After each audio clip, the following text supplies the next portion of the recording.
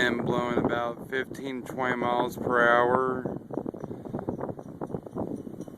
causing snow to come across the fields and drift into the roads.